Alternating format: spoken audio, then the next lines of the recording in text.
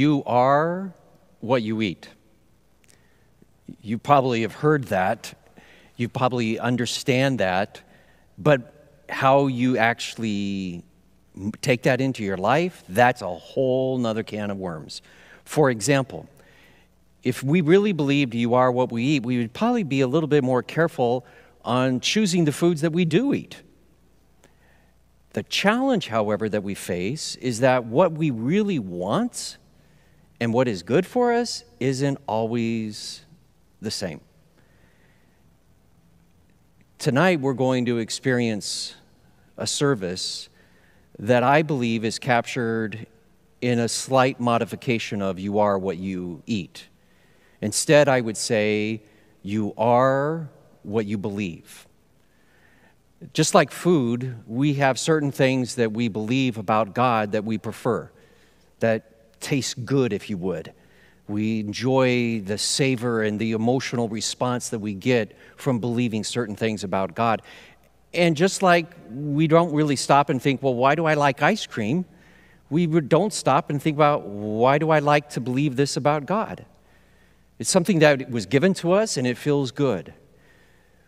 But just as what you eat shapes and forms your life, what you believe about God and yourself will shape how you see not only yourself and how you treat yourself, but how you see and treat other people.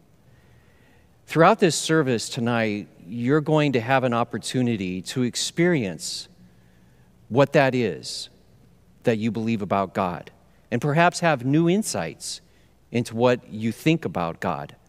Because in this service, you will find a picture of Jesus that shows an intense love that he displays toward his disciples.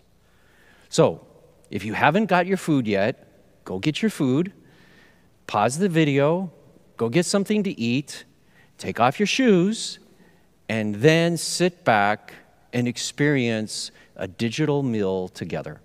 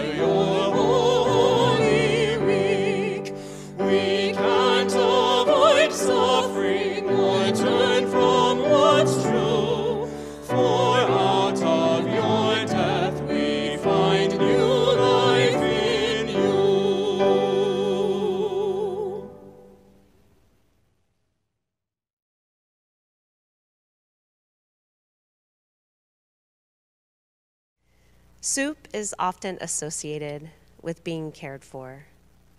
Over time, the food alone may conjure up feelings of comfort. Those who eat soup and regard it as comfort food are more likely to recall relationship words. This suggests that eating the soup may have put folks in a more relationship-oriented frame of mind. According to the Gospel of Matthew, Jesus ate a Passover meal with his disciples, the Last Supper. If Jesus and the disciples ate matzo ball soup, perhaps the soup had the same effect on them. The meal, and in particular the soup, may have opened them up to receive from Jesus the care and support he desired to offer them. At a time when we are physically distant from others, may we pause to relish the memories of relationships with family and friends.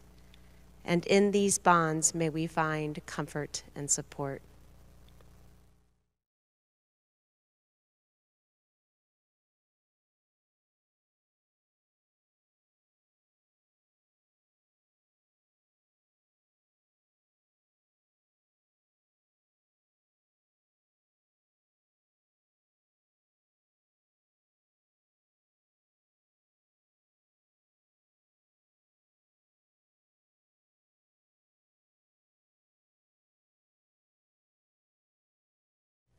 Our gospel reading is from the book of Matthew, chapter 26, verses 17 through 20 and 26 through 30.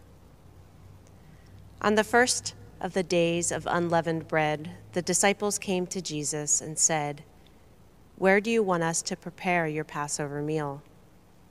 He said, "Enter the city, go up to a certain man and say, 'The teacher says, my time is near.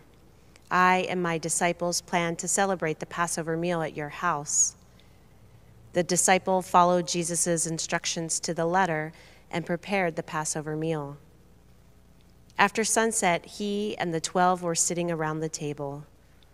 During the meal, Jesus took and blessed the bread, broke it, and gave it to his disciples. "Take, eat. This is my body." Taking the cup and thanking God, he gave it to them. "Drink this, all of you. This is my blood, God's new covenant poured out for many people for the forgiveness of sins. I'll not be drinking wine from this cup again until that new day when I'll drink with you in the kingdom of my Father." They sang a hymn and went directly to Mount Olive.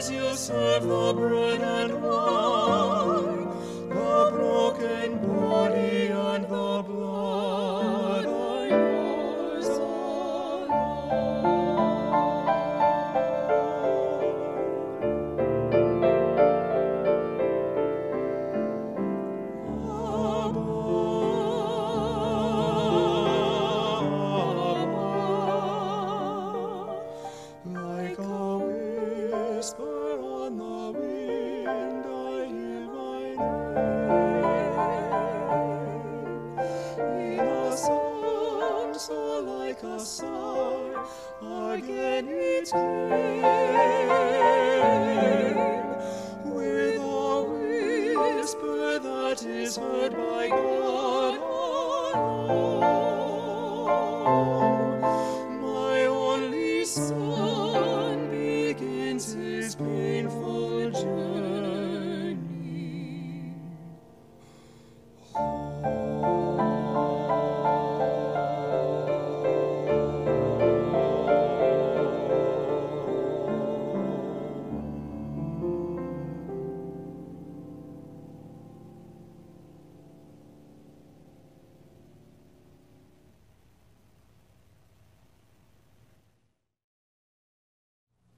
Bread. Can you smell it? Can you remember the taste as it enters your mouth? Bread has so many positive implications for our life. But back in the time of Jesus, bread was far more than just something that you enjoyed eating. It was what you needed to have your nourishment. It's how you lived. It's one of the greatest staples that gave you the energy to do the activities that were required of you. That was bread. And unlike today, where if you can find bread at the store right now, back then they didn't have bread easily available because there wasn't a way of preserving bread. So every day, it was the responsibility of one of the women in the house to make bread. And that endeavor took 3 hours, 3 hours to make a loaf of bread that would last 5 people for the day. And then the next day, you're right back at it. Why? Because the physical nourishment was needed on an ongoing basis. Love today, just as it was back then, provided spiritual nourishment. And just as much as your body needs sustenance to survive, enable you to do those things that are required of you every day, love is just as valuable.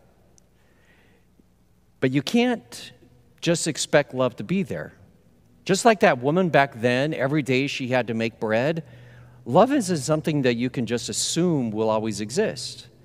It's something that, just like bread, you need to work if you're really going to truly find the nourishment that's found in it. An individual by the name of Ursula Le Guin says the following: love doesn't just sit there like a stone. It has to be made like bread, remade all the time, made new. And so if bread was that important, right next to it was wine. In Jesus' times, there were 2 types of beverages that were usually shared at a home or a social gathering: water and wine. And wine also was used to capture that sense of sustenance, of love. It was used in the time of Jesus in the wisdom literature that was existed during that period of time. And it's also found today in many modern poets. There's a Dublin-born poet by the name of William Butler Yeats who wrote the following: wine enters through the mouth, love the eyes. I raise the glass to my mouth. I look at you, I sigh. And so the writers back then were able to make this connection between these two. So when Jesus had this meal with his disciples, I wonder if he had in mind more than just a meal. Because it seems like his disciples remembered that he took the bread and he took the juice, the wine, and he added meaning to that.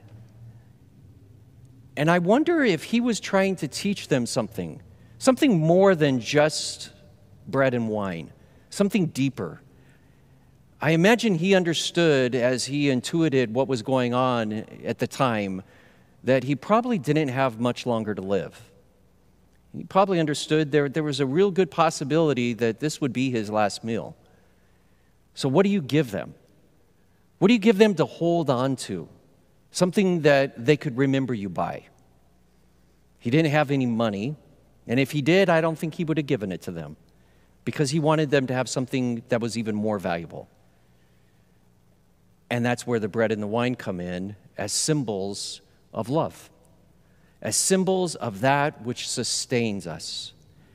And that's why when we eat a meal and when we come together and we celebrate the Lord's Supper, it is truly about receiving a gift of love, of taking that in for ourselves and loving ourselves so that in turn we can love others.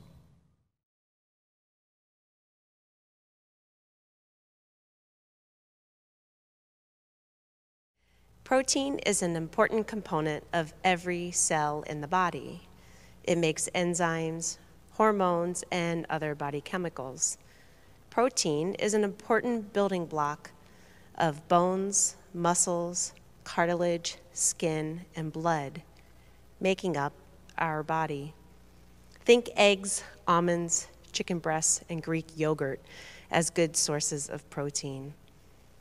Your body uses these proteins to build and repair tissues. And building and repairing is an act of love.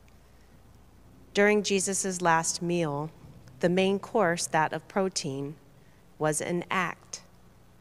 He washed the disciples' feet as an intense act of love. He was essentially building and repairing relationships, the ultimate act of love.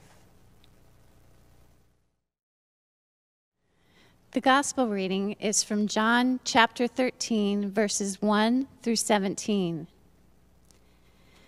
Just before the Passover feast, Jesus knew that the time had come to leave this world to go to the Father.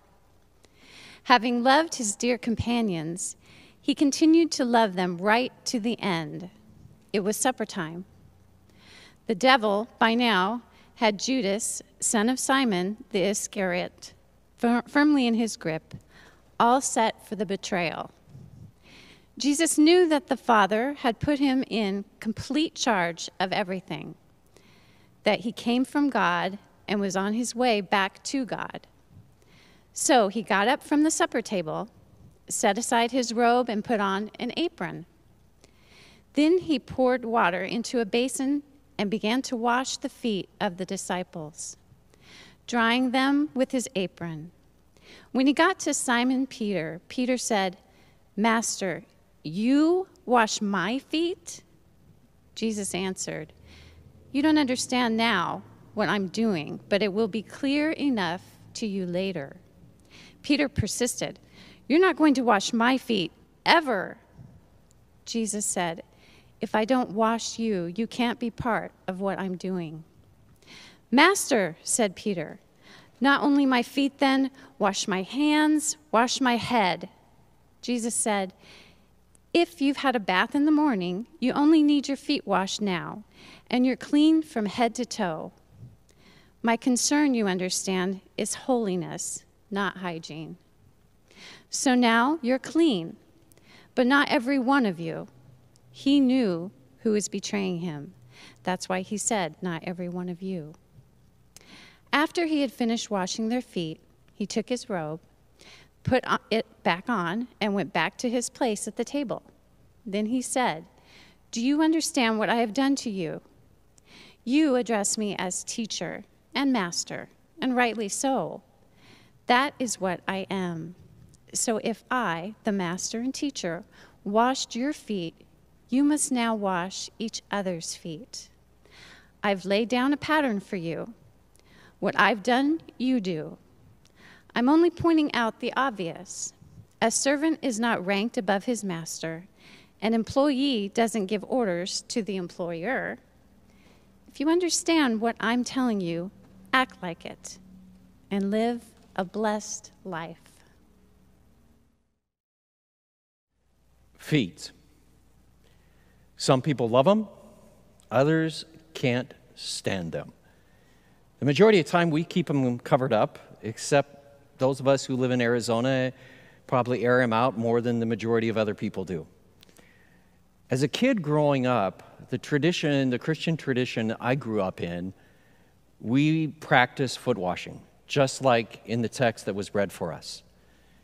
I remember many times taking and sitting literally in this position and cuffing my pants as another young man would sit in front of me, and then he would begin to wash my feet. It was one of the most awkward situations that I recall as a kid at church. But the story said that Jesus asked us to follow that example. And as a kid, I didn't know any better, so that's what I did. I never liked it, and I still don't like it. It's not only the feet and washing a stranger's feet that was just awkward enough. But I was taught that this whole ritual was about humility, that we were supposed to humble ourselves in the way that Jesus humbled himself to wash his disciples' feet. Normally, what happened with an individual, usually someone in the lower caste, was assigned to wash the people's feet as they came in. The way the writer of the Gospel of John tells the story is the foot washing doesn't take place at the very beginning. It actually takes place in the middle of the meal. And I wondered why. And then I remembered about the bread and the wine being symbols of love and nurturing of relationships. And then I began to think that maybe what the gospel writer was focusing on was not necessarily humility, but intense act of love. That Jesus, who was their teacher, their rabbi, that he was willing to actually act out love in a way that would be so foreign and awkward for them that even Peter said, no, you're not washing my feet, because that's the disconnect that Jesus created for them. I don't think they understood. If that actually happened, I don't think they understood what was going on until later. And it was later that as they reflected on it, the writer of the Gospel of John, who later on in that same chapter will say that Jesus tells his disciples, "A new commandment I give to you, that you love one another." I wonder it was then that they began to understand that this act of Jesus was truly an act to capture the degree and the intensity in which he loved his disciples. I'm glad we don't wash feet anymore. But I think we still have to focus on finding ways to nurture and to grow a deep, intense love for ourselves and for other people.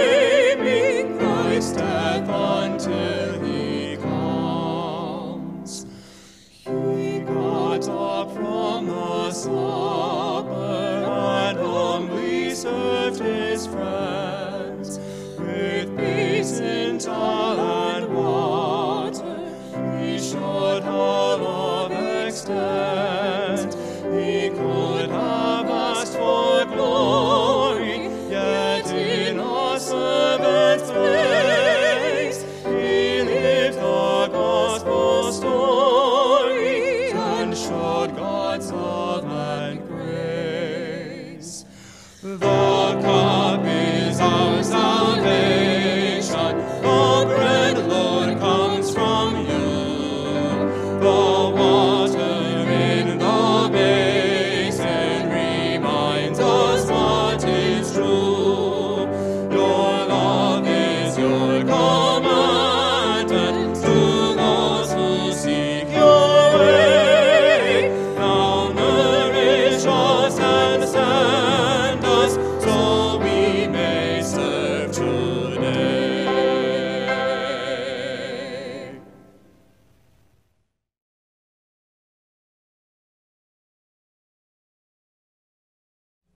thank you for spending this time with us.